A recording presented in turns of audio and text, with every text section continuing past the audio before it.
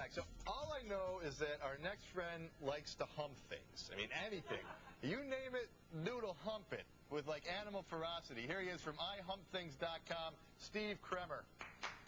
How you doing, Steve? Good. How are you? I'm great.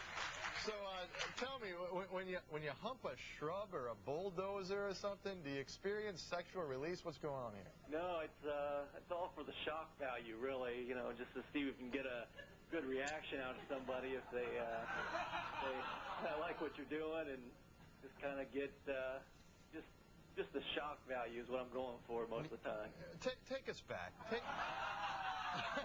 We're seeing you hump a baboon's ass or something now. Take us back to the first time you humped. The first time you humped in public.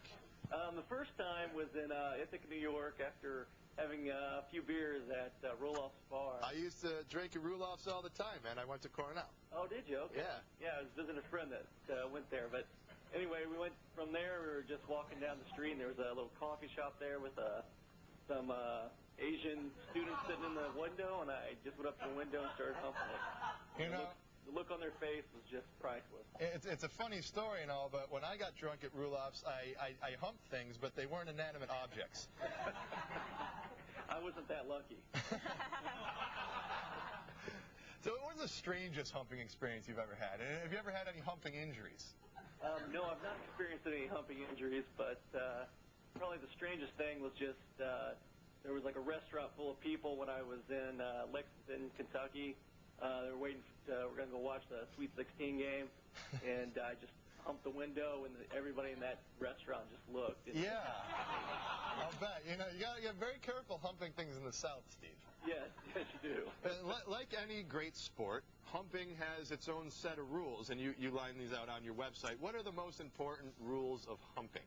Well, one, it's not for sexual release.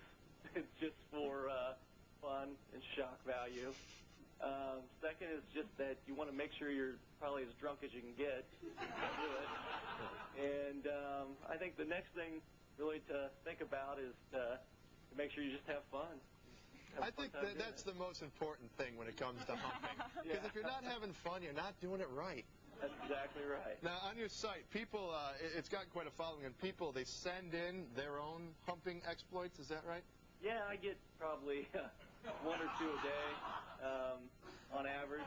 So, yeah, that's what the whole site was just, you know, just try to get pictures from everywhere of people sending them in. All right, well,